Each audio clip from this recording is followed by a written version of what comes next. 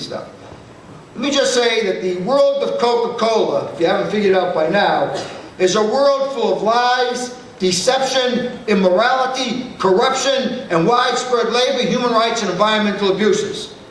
When you think of the Coca-Cola Company, you should think of a company that has inflicted great hardship and despair on many people and communities throughout the world. And when consumers see Coca-Cola beverages or ads, they should think of corporate misconduct, so unthinkable that its products become undrinkable until this company cleans up its act.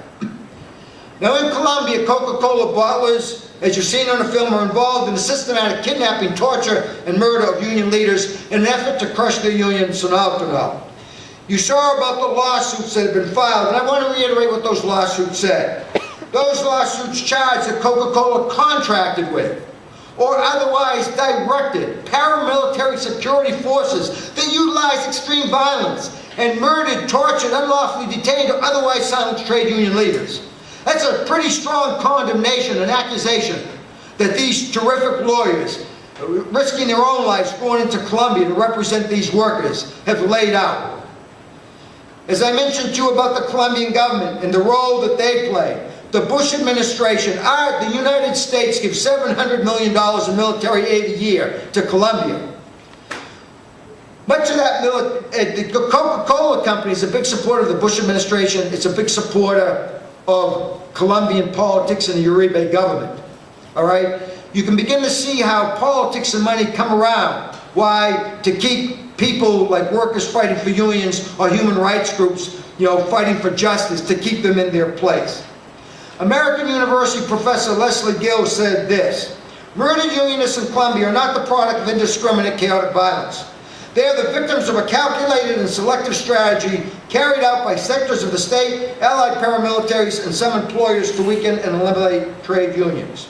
In 2004, in a report prepared for the Human Rights Committee of the American Anthropological Association, made up of 10,000 faculty members who have officially called for a boycott of Coke, she states 80%, and now it's actually about 90%, but 80% of the Coca-Cola workforce is now composed of non-union, temporary workers, and wages for those individuals are only a quarter of those earned by their unionized counterparts.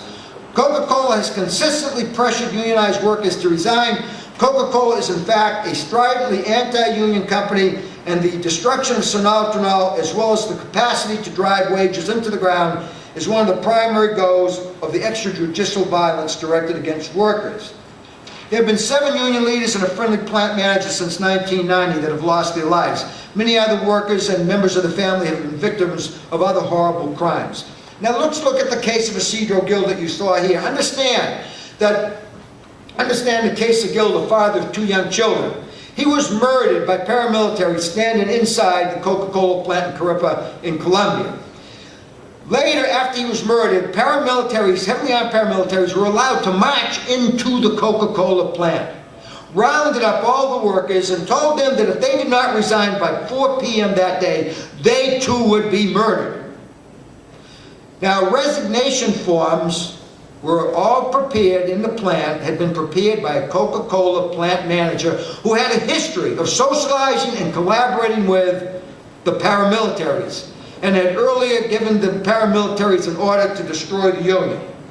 Fearing for their lives, what could they do? The union members resigned en masse. There were about 50 of them. I have copies of all the resignation forms. They're all the same. They say the same thing. They were put together by Coca-Cola management. Now why? What is the incentive to bust the union and to do this to these workers? The workers, the unionized workers, were making $380 a month. The new hirees, non-union, would make $130 a month. Big economic incentives. I'm just going to skip some stuff. We talked about New York City Council member Hiram Montserrat, who led that fact-finding delegation. Let me just say that upon returning from that investigation, one member of the delegation said, quote, "We heard one story after another of torture and injustice. The sheer number of these testimonials is overwhelming." The delegation issued a scathing report. You can read the whole report on killercoke.org. and said that Coca-Cola is complicit in human rights abuses of its workers in Colombia, and its complicity is deepened by its repeated pattern of bringing criminal charges against union activists who have spoken out about the company's collusion with paramilitaries. Nobody, though, says it better in one sentence than Sinaltenol Vice President Juan Carlos Galvez when he came to my office. He only speaks Spanish, I only speak English, but we were able to communicate. We had an interpreter, but even without an interpreter, you can communicate. And no one best sums up the importance of winning this fight against Coca-Cola. And this is what Juan Carlos Galvez said to me. He said, Ray, if we lose this struggle against Coca-Cola, first we will lose our union, next we will lose our jobs, and then we will all lose our lives.